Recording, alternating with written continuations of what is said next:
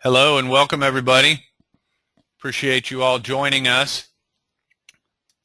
We'll get started here. We wanted to give everybody a chance to get logged on to the meeting. Just by way of introduction, my name's Craig Klein.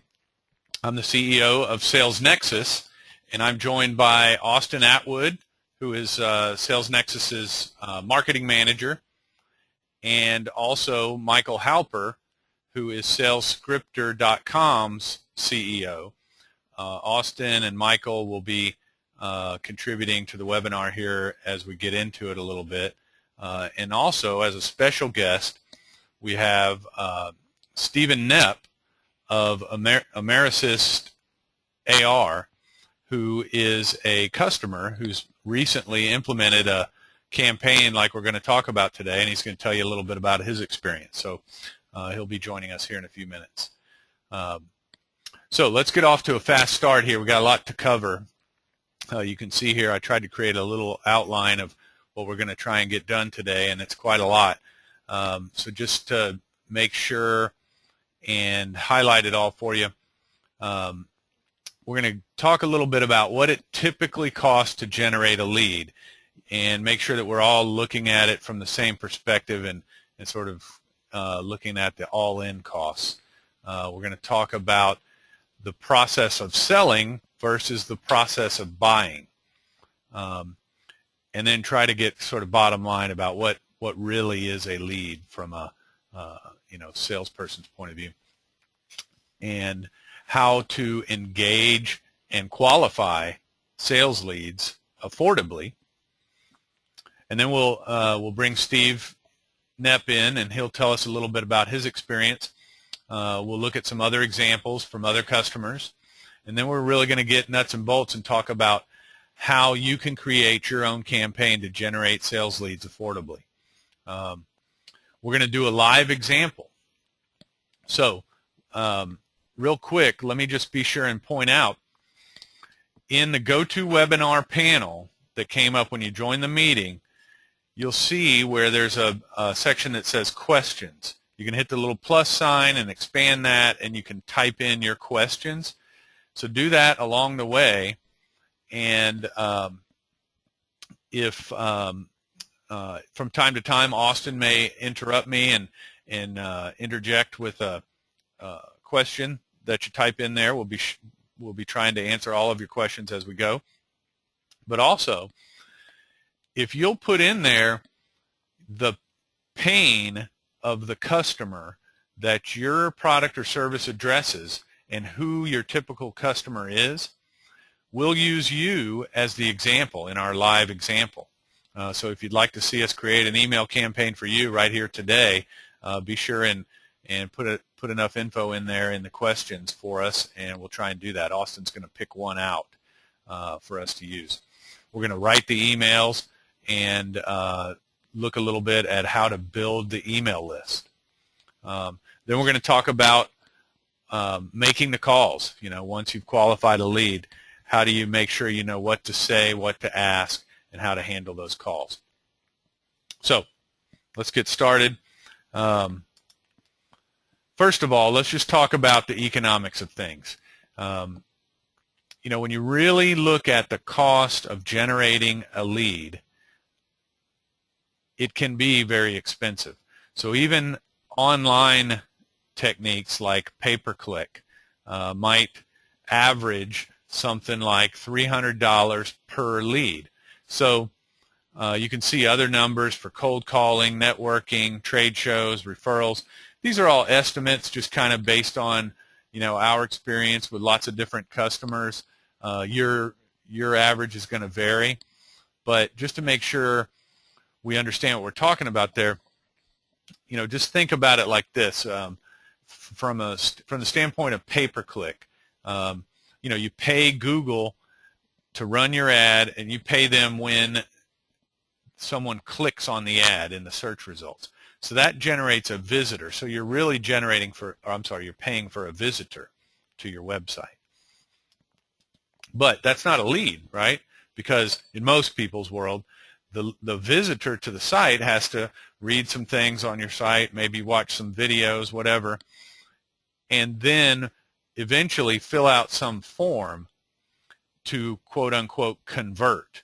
And that becomes, sort of technically a lead, but it may not really be a lead for a salesperson, because anybody that's done a lot of lead generation on their website knows you get a lot of cranks and people from India and China, and people fill out that form that you don't necessarily really want your salesperson spending a whole bunch of time on. So you have to kind of filter even those to really come up with a list of qualified leads. So by the time you do that, let's say you're spending $5 or $10 a click on Google to get visitors, and then only some of those turn into a conversion or a form submission, and only some of those turn into a qualified lead, it starts to add up quite a little bit. And again, you might be 300, 400, even more per qualified lead. Cold calling, networking, you're going to invest a lot of time in those techniques. And that time is money, right? Trade shows, if you've ever done a trade show, a lot of money and time goes into that. Can generate some great leads, but they're not inexpensive. And the same thing for referrals. Now, that's kind of the problem, right? One way or the other, you know who you want to sell to, and you need to get in touch with them. You'd like to have more contacts, more engagements, but you've got a limited budget. So this price per lead kind of sets a ceiling on how fast you can grow, right? Well, that's why we're here today, because we're going to show you something that's much more affordable. So here I've added in content emails. And I put in an average cost per lead for content emails at $3. That's a lot better than $300, right? Again, your results are going to vary, but the difference is certainly on this scale, in terms of as compared to what it might cost you to generate leads through other techniques. So that's what's so powerful about what we're going to talk about today. It really opens up the opportunity for you to reach a much wider audience, much more affordably, and therefore much more quickly, and grow your business. So let's talk about how that really works. This is a typical sales process, right? You find somebody that may want to buy. You go out and you network, you do your cold calling, you get your referrals, you spend time at trade shows, all of the different things that traditional salespeople do. Then you make a connection with that person. You might meet somebody at a networking event and exchange business cards, but you don't really have an opportunity in that social setting to make much of a connection, to really talk much about their specific needs or your product or service. So there's some follow-up work that has to happen. You send them an email, you make some calls, you set an appointment, etc. And then eventually you get to have a meaningful conversation. You qualify them, right? You ask them about their needs and their budget and their authority and so on. And you find out if they're really a likely buyer. And if so, then you start doing proposals and demos and evaluations and presentations. And if that goes well, then you start negotiating, and eventually some of those you end up closing, right? That's pretty typical, and that's what salespeople do. That's why they pay you the big bucks, right? Well, that's the way you see the world. But your customer sees it differently, and especially in the internet age, you have to understand their buying process. Much more powerful to think about the customer's buying process and fit your sales process to that. So the way I like to think about the buying process, and of course in different businesses it's going to be different, but at a high level, there's awareness, engagement, and action. We're going to talk about what those things mean. But it's basically, am I even aware that I have a problem or an opportunity to save money, make more money, be happier, enjoy myself, whatever it is? Has the thought even crossed my mind that there's something I want to change about my life? If not, then I'm not really looking for answers, right? So that's your first challenge, is making me aware. Then secondly, getting me engaged with your company, so I'm aware of who you are, etc. And then finally, only after those two things happen and some period of time goes by in each of those stages, then I finally decide I want to take action. I want to do something. I'm ready to talk to a salesperson, in other words. And so that's where the sales process really begins.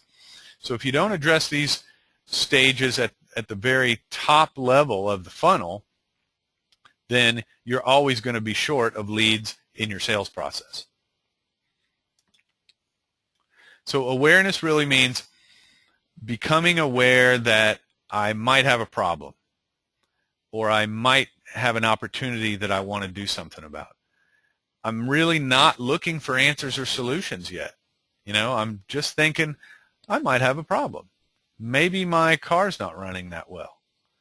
I'm not sure about it, but I think maybe I hear a knocking. I haven't really made any decisions at all at this point. Then there's engagement. This picture's a good example. This lady's outside the shop looking in the window. She now knows about that company. She knows what they're selling, and she's thinking, I might want to go in there and buy something, right? But she hasn't decided to do that yet. So she's aware of the company. She's aware of what you do. In a B2B world, she may be familiar with your sales rep even. She might have met him somewhere. He might have been part of how she became engaged with your brand. So at this point, you essentially have permission to have a dialogue with that customer. In other words, in this picture, if the shopkeeper were to walk out the front door and walk up to that customer and say, is there anything I can help you with? That would be entirely appropriate, right? Whereas if it was just somebody marching down the street, it might not be appropriate. Okay, so then once somebody's become engaged with your company, they're aware of you, they are aware of what you do, and they're aware they have a problem that you have a solution for, then you have to qualify them, because you don't want to spend all your time, or you don't want your salespeople spending all their time with tire kickers, right? People that may be happy to talk about it and very interested in learning, very fascinated in what you do, but they're not going to spend a dime. That's a big waste of your salespeople's time. So do they recognize the need? Are they aware? Do they understand the potential value of a solution to that problem? In other words, I may be aware and engaged, but if I haven't really made the mental calculation of, if I spend this much money, the benefit to me will be this, then I'm really not ready to make a purchase yet. And most importantly, do I have the authority to make the investment? Of course, in a business-to-business world, that's paramount. If they meet all those criteria, then they have a very high likelihood of purchasing, right? So what does it really cost to take somebody from the awareness stage to the engagement stage? Well, traditionally, you're spending hours out there networking, trying to meet somebody that's aware, trying to show up in the right place where you're going to meet somebody that has already had awareness, and now you can educate them a little bit and get them engaged with your company. Same thing with cold calling. You buy a list of, VPs of marketing within a certain industry, and you spend hours and hours hammering the phones, trying to get around gatekeepers and so on, hoping to find somebody that is aware of a problem that you can fix, right?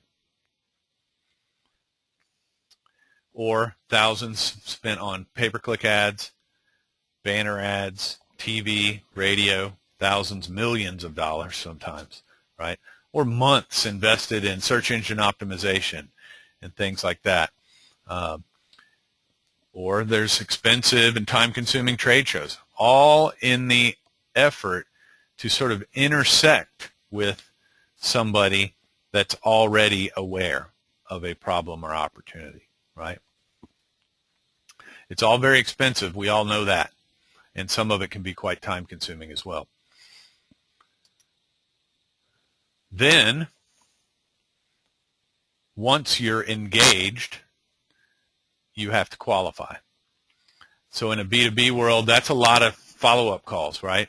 You know, you might have that first call where you're getting their engagement, but they may not be ready to answer your questions about qualification. They may not be the person to ask. You may have to climb the ladder a little bit and talk to somebody else. There may be multiple people you have to talk to. You may have to go see them, get in a plane, get in a car. You may have to take them out to lunch and baseball games and things like that. Lots of bonding and rapport. Sometimes qualifying a lead can be extremely expensive, and it's usually pretty time-consuming. Then you have another option, which is you could outsource lead generation. In fact, Michael Halper, who's going to speak to us here in a little bit, is in that business. He can tell us a little more about it. But you know, there's websites you can get involved in, and they spend a lot of time and money attracting the right visitors to their website, and they have things that those visitors can sign up to download, like a buyer's guide for your type of product, and they'll sell you those leads. You can have somebody like Michael do outbound calling and appointment setting for you, but those leads are not going to be cheap either. You know, $150 per qualified lead is pretty inexpensive, really, and it might be a lot more. It depends on the industry. So we've been, since the end of the spring of this year, we've been doing what we call the Sales Ready Lead Starter Kit. We're helping our customers get an email campaign set up that will generate qualified leads for them. We learned since a recent update of our system that really raised the game in terms of the capabilities of our email marketing system, that a lot of our customers just had trouble, you know, creating an effective email campaign. So we created the starter kit to help them do that. So in doing that and working one-on-one with a lot of different customers to go through the starter kit process, we've learned quite a lot. And that's why we're here today. We wanted to share with you what we've learned about how you can create an effective email campaign for your business. What's so great about it, having been in the CRM and email marketing business for over 12 years now, you know, what I've seen is a lot of customers struggle to implement technology, not just our technology, but any kind of technology, and be successful with it, right? Man, what I love about this starter kit is that it just works every time it's tried. That's what's been so wonderful about it. And we're going to talk some more about those kind of results. But the point here is that once it's all set up, the cost of engagement with a customer is whatever it costs you to send out 3 or 4 automated emails. That's not much, right? And the cost of qualification is whatever it takes for you to call these pre-qualified leads.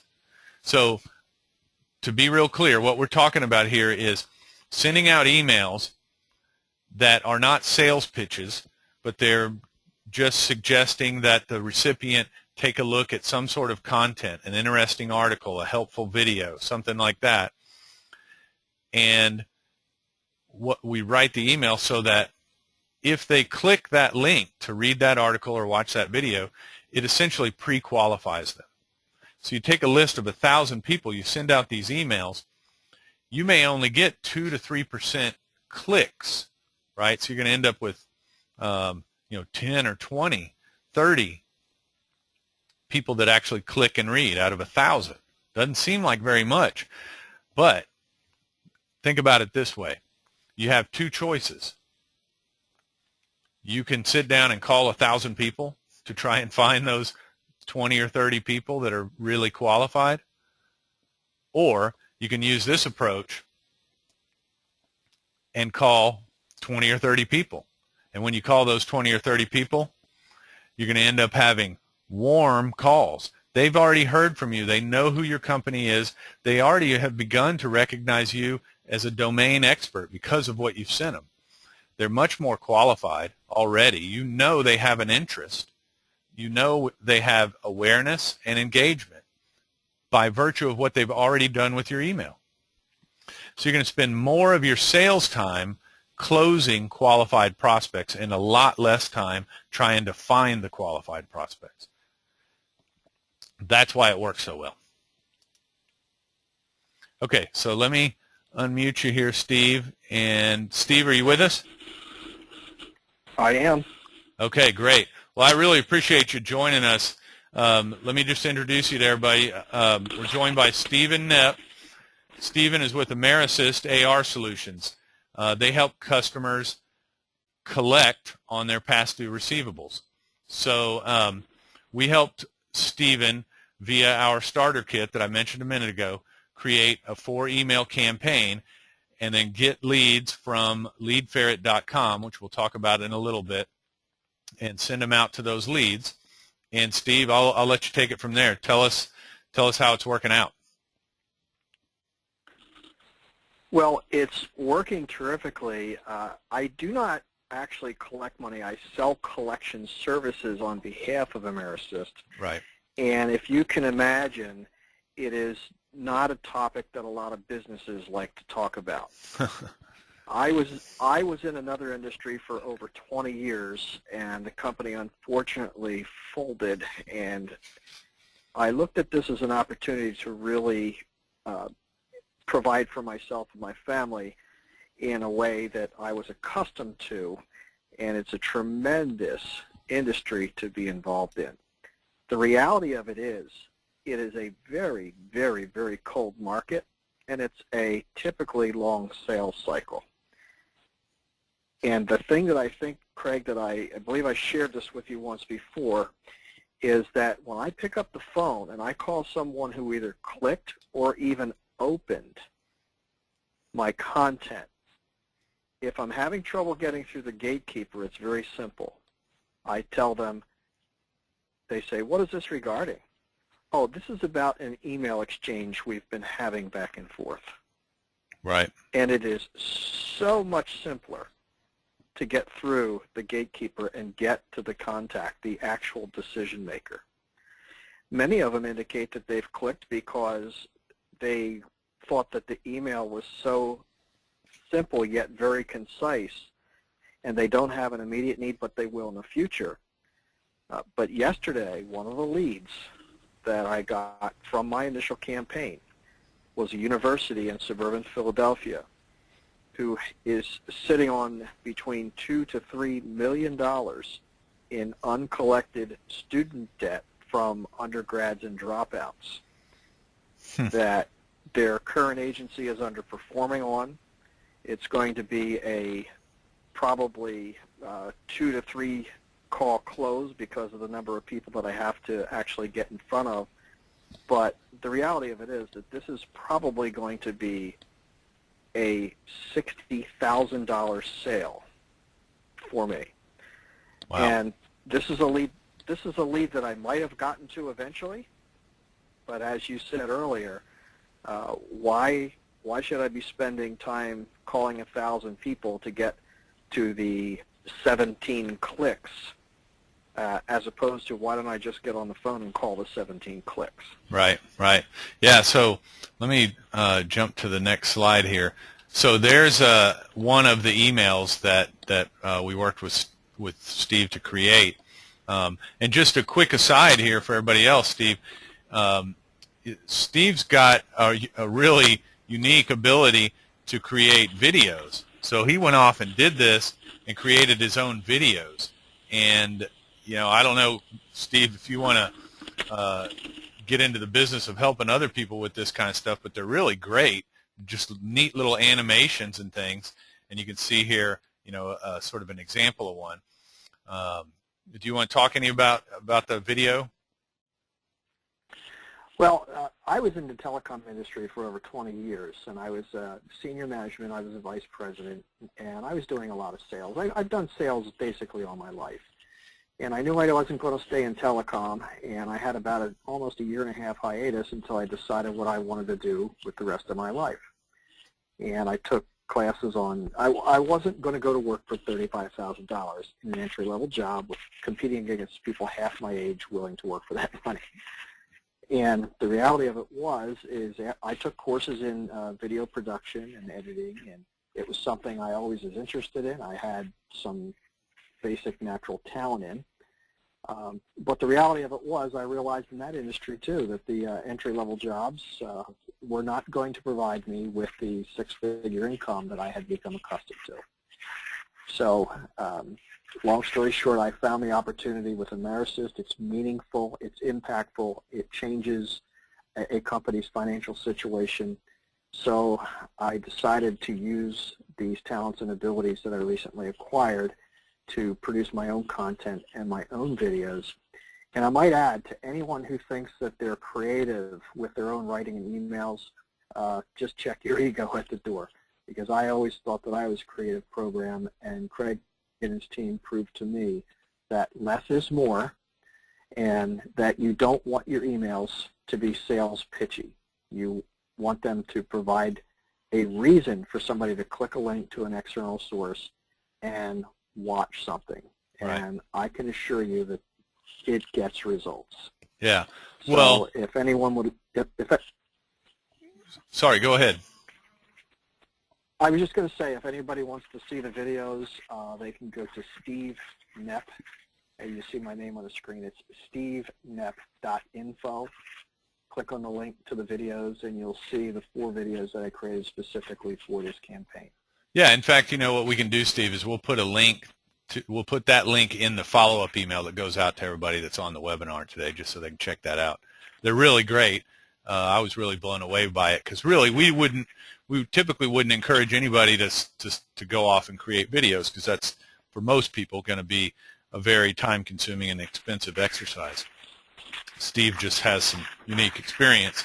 But you can see here this email is super simple. You know, your email doesn't need to have this image with the play button. It can just be the text and the link.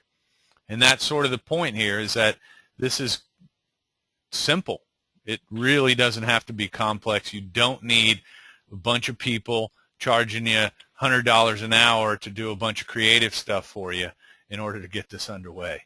That's kind of the whole idea. We're going to get more into the nuts and bolts of how you do that.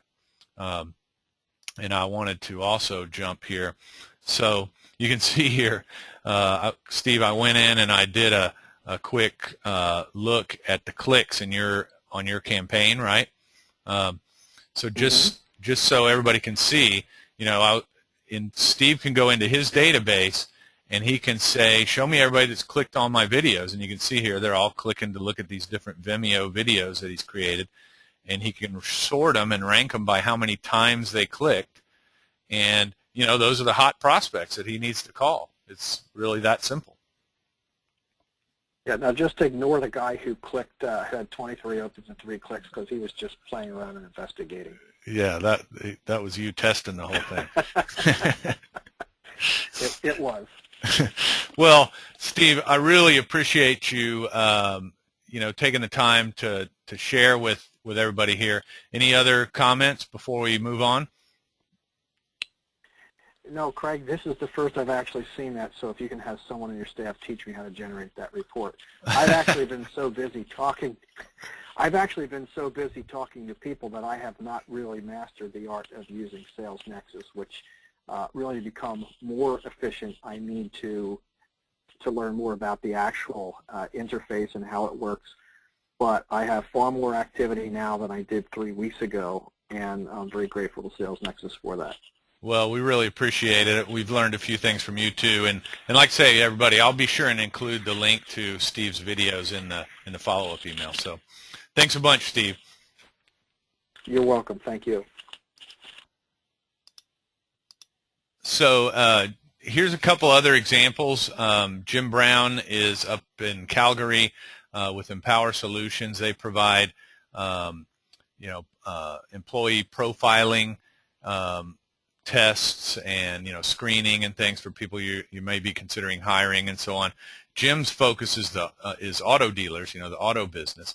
So he had a case study that was about a Darling's Auto Group that had used his products and services previously and the results they saw, right? So we created a little email that just kind of highlights. Let me just read this to you. As the leader of your company, simply hiring more salespeople doesn't always lead to sales growth. Hiring and training auto sales reps is tough, time-consuming, and expensive.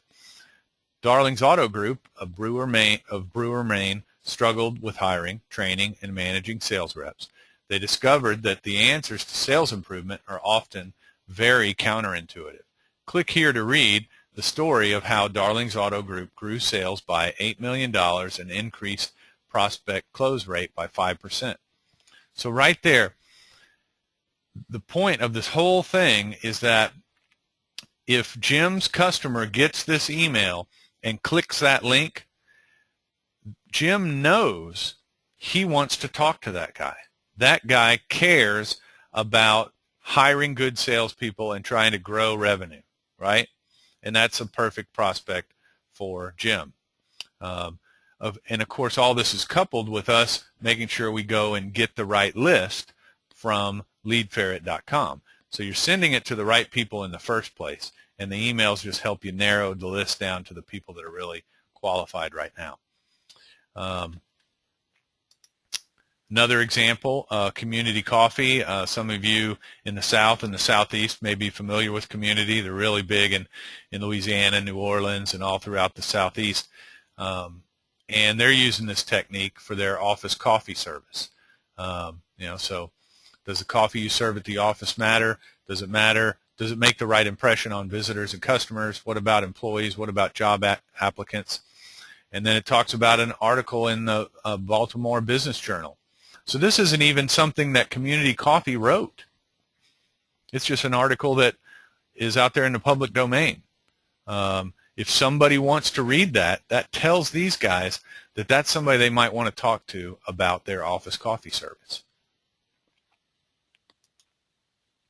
Okay, so how do we create these emails? Well, we start with what is the pain that your product or service addresses for your customers. So courtesy of my friend Michael Halper, I'm going to break down for you kind of what the pain is. There's the technical pain. What are the processes and systems and employees that may be broken or inefficient? Manual processes that could be automated. Employee performance, lack of reliability. Then there's business pain. These technical pains result in business pains.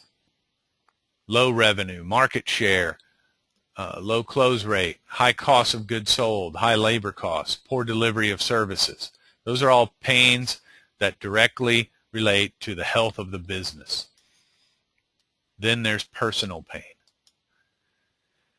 As an individual, how do these things affect me personally, my income, my career, my work environment? I'm not eligible for the bonus because we didn't meet our targets. I'm not making the kind of commissions I wanted to make. My overall compensation is down. I'm not getting a raise. I'm not being recognized by the manager.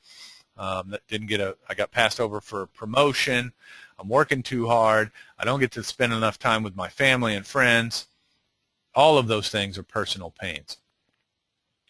So if you can identify the pain that your product or service addresses for your customer, that's all you need to create these emails. And the higher you go up the scale, the better. If you can relate what you do, even though it may be a very technical thing, to how it affects your customer personally, it's going to work better. It's going to get their attention much more effectively. So what we do is we take the pains and we use that as essentially the headline or the subject line for the email. So an example would be 4 ways to avoid whatever the pain is, or how XYZ Corp fixed this pain. So if your pain is hiring good salespeople, it would be 4 ways to avoid hiring the wrong salesperson, or how XYZ Corp fixed problems with hiring good salespeople. Because your ideal prospect, that subject line is going to get their attention. If they read that email and then there's something similar, for the link to click and read the article, it essentially pre-qualifies them. So when we write this email, we want to sell the content, sell the article, sell the video, not your company. This is not a sales pitch, and if you have trouble staying on the right side of that line, it's really going to affect your results. People will get tired of you talking about yourself and your company and your products and services over and over again. What they won't get tired of is you sending them interesting articles and videos, right? So you want to, in these emails, you want to sort of make them hurt, make them feel the pain, remind them how and when and where it hurts. Has this happened to you? Is hiring the wrong salespeople costing you money, time, jobs, customers? Make them click to read the content. So you don't want to the email should not be the article, right? I've seen some people include a little teaser amount, so the first paragraph or something, and then a click here to read more type of thing. That can work. But generally, you don't even need to worry about doing that. Okay, so now we're going to try and do this real time. I want you guys to see how easy this is. Austin, are you with us? I am. Okay, great. And we actually have a very good example from Laureen Andrews.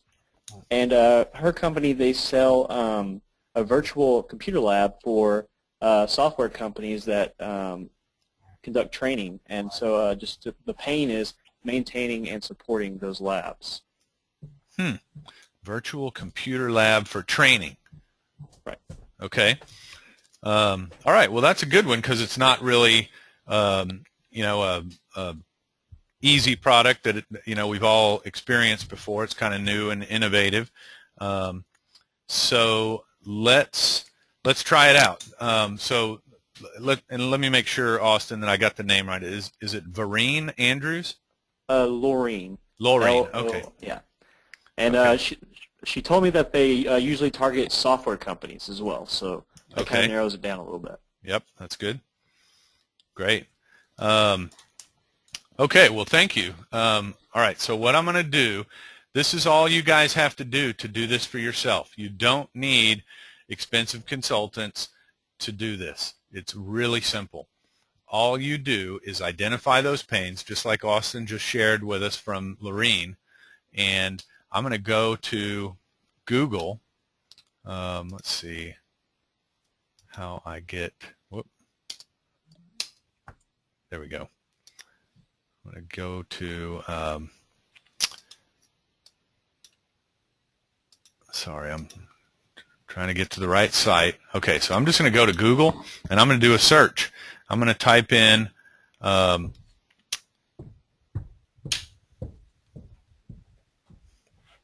let's see,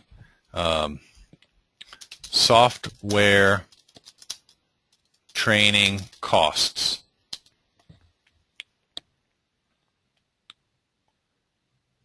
The software training cost paradox on the Thomson Reuters site.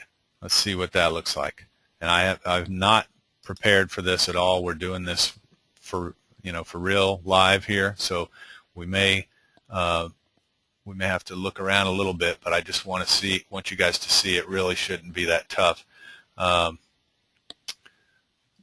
I don't know. I'm not feeling it with that one. Let's see. So far,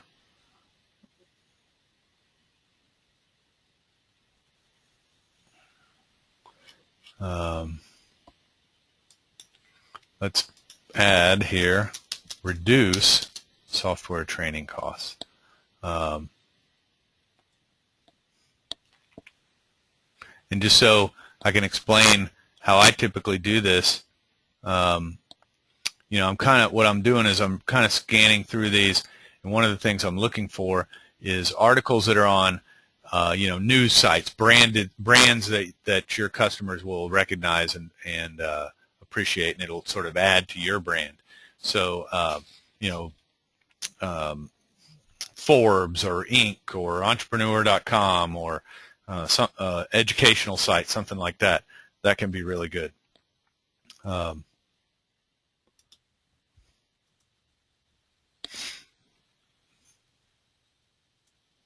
So one tip is you want to make sure you don't end up picking something that's on one of your competitor sites.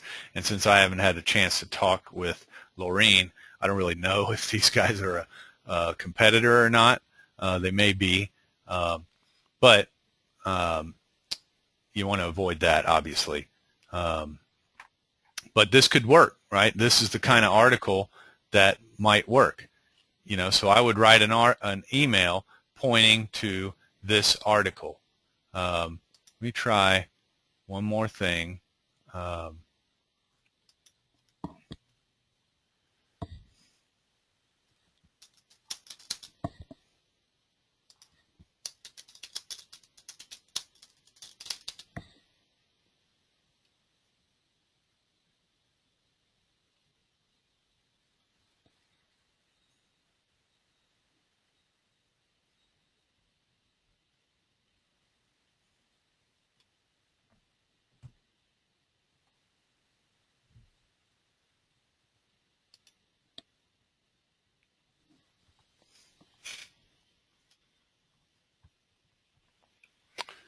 So here's a different article, Reaping the Benefits of Virtual Training, Part 1. Again, might be a competitor to Laureen and her company, but just in the interest of kind of moving on with our example here, I'm not going to worry about that. You know, really, I've spent, 2 or 3 minutes on this. If you spend 10 or 15 minutes on it, which it definitely would be worth, then you're going to find something that'll work. You may already have some articles on your site, and those are great. No reason not to use the content that you've invested your hard-earned time and money in, but you don't have to. If you don't have that stuff, then go find it like I'm doing it right now. So now the next step is, how do we write the email, right? Well, I'm just going to copy the link here. And I have a little Word document that I've built where I just go in here, and I'm going to take one customer's email and use it to start the next customer's email. For some reason, Word isn't responding to me for some silly reason. What am I doing wrong here? Huh. I don't know. I'm not going to fight that. Sorry, guys. Always some sort of technical difficulty. So I'm going to just bring up my email and start writing it there. So it would be, you know, actually you don't want to use dear. That's something that you can find some research on. Formalizing it that way actually reduces the response rate. Just put their first name, and you know, I'm going to try and focus on the pain, right? Training new users in the use of your software is the essential ingredient to success. If they learn it, they'll love it, is the cost of providing training derailing your customers' training experience? If so, I thought you'd be interested in this article I recently read. Click here to read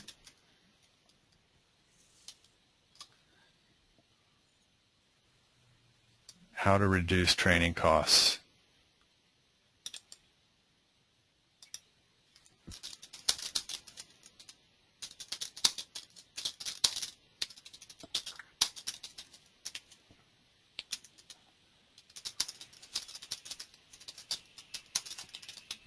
And then I'll just hyperlink that.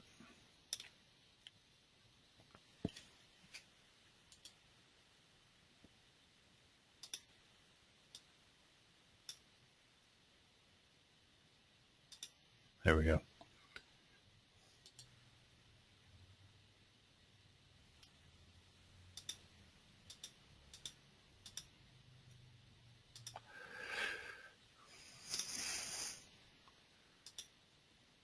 My computer is not playing nice with me, but you guys know how to hyperlink text, I'm sure. I'm not going to fight that.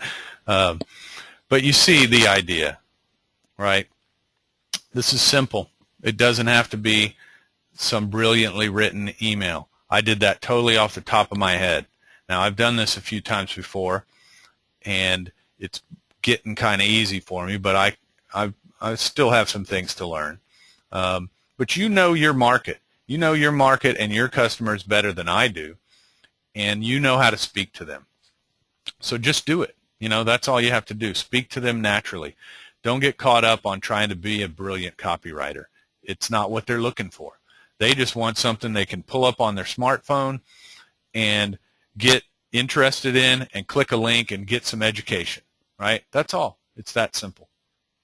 So the point being, you know, Laureen, hopefully I'll have the chance to talk with you offline after the webinar today.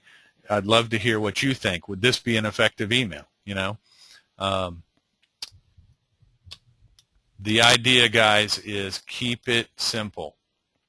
You know, this whole thing should not be a month-long project. You should be able to sit down in a couple of hours and write yourself 2 or 3 or 4 emails like this. So once you've done that, once you've created the emails, then we're going to go to LeadFerret.com and we're going to search for contacts that you can send these emails to, right? So just so everybody knows, LeadFerret.com provides you with access to contact information that you search for, and it's free. That's what's so great about LeadFerret, and it includes the emails, the email addresses. LeadFerret and SalesNexus have a partnership so that if you're a SalesNexus customer, you can actually search for leads in LeadFerret and transfer 500 contacts from LeadFerret to SalesNexus with the email addresses at no additional charge every single month. And that's per person. So that means if you have a sales team of 10 people using SalesNexus, you're getting 5,000 contacts with email addresses from LeadFerret. So you're building up quite a list very quickly. But even if you're just one person, that's 500 a month, or in other words, over the course of a year, you've built up a list of 6,000 people. So let's think about those numbers for a minute. 6,000 contacts, and typically you're going to see a 2 to 3% click rate. It's not going to be a huge rate, but you don't really need that, and sometimes you don't even want it. 6,000 times 2% is 120 pre-qualified leads, right? But let's be careful. That's just one email going out once. You're going to do this month after month after month, right? So we're talking about 120 leads per month. with a one-user subscription. If you got more salespeople, you're getting a lot more leads. One way or the other, we haven't run into a customer that's gotten involved in our starter kit program that it didn't really work out great for. That's the bottom line, and that's why I'm so excited about this. I just want to help as many people take advantage of this technique as possible. Okay, so this is the formula. You define your target. Who are you going after? What are their pains that your product or service addresses? You write those emails when you found your content, like we looked at just a minute ago, and then you go to LeadFerret and you download your 500 contacts a month, and you start sending them out, and you call the people that click. Now, for those of you who aren't really familiar with SalesNexus, SalesNexus is going to make it easy for you to know who to call. Our system will just basically give you a task list that says, call these people. These are the people that have clicked your email. So things get really simple for the salesperson. Okay, so now let's talk about when we pick up the phone and we make those calls. The number one thing I would say that we've learned in the last few months of doing this with a lot of different customers is that time is of the essence. Your effectiveness with this campaign is going to depend a lot on how quickly you call the people when they click. So if you think about the world they're living in when they get these emails, they're busy. If you're calling on the C-level suite or the VPs, these guys are type A folks. They're always going a million miles an hour. They're getting tons of emails in their inbox. They're not going to spend a lot of time on any one email.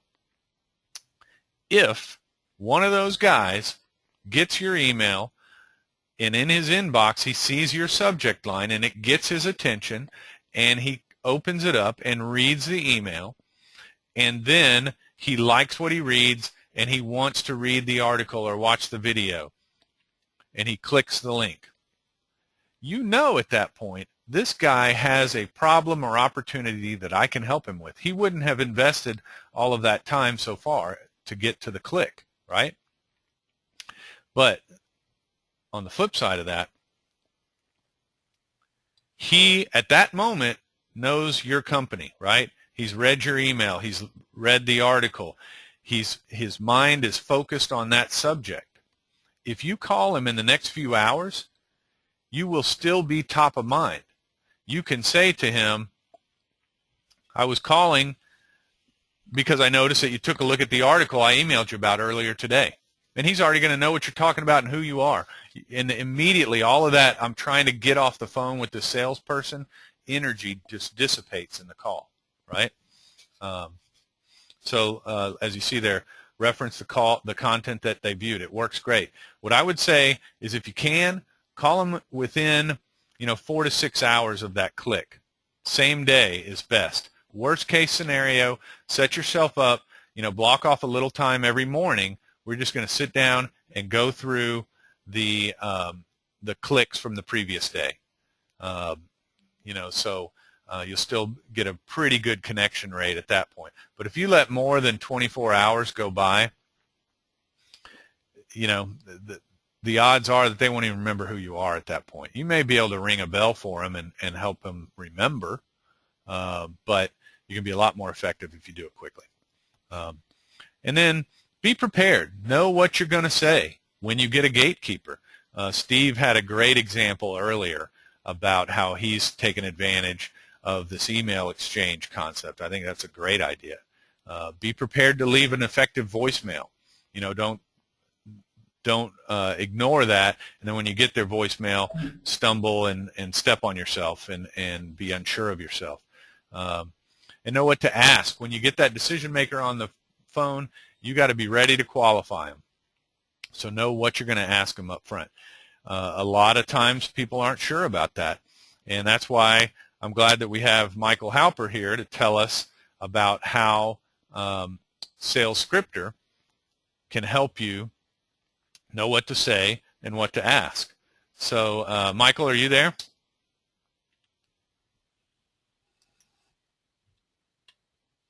I guess I'm sorry, Michael. I got to unmute you, I think. No, it looks like Michael is not online. He must have dropped off somehow. Well, that's okay. I'm going to go into SalesScripter myself. And I'll just kind of give everybody a quick tour. So SalesScripter is a site that you can sign up to free. In fact, if you become a SalesNexus customer, you get to use the full version for 30 days free of charge. There is a subscription charge after that, but you can use it for a month free. And what it's going to do is it's going to walk you through a series of screens where you're going to enter the answers to a series of questions, right? One of the product, services, or features that I sell is, and you put in the name of your product here, right? And you just go through a series of screens, kind of working along this continuum here. And when you're done, it's going to provide you with sales scripts, so calling scripts, first meeting scripts. You can see there's a lot of different versions of those. It's going to provide you with emails, so a pre-call email. So if you wanted to send somebody an email before you call them, you know, hey, introducing yourself essentially. Post-call emails, post-voicemail emails. You know, in your voicemail you can say, I'm going to send you an email with a link to the blah, blah, blah, and so on. SalesScripter is going to show you, basically give those to you. Voicemail scripts, qualifying questions, how to profile your ideal prospect. It's even going to give you a content outline. So this is a great place to start with your campaign. If you go through and answer all the questions in the scripter, it's going to give you an outline that you could go to Google and do those searches like I was doing earlier and find your content to create your email around.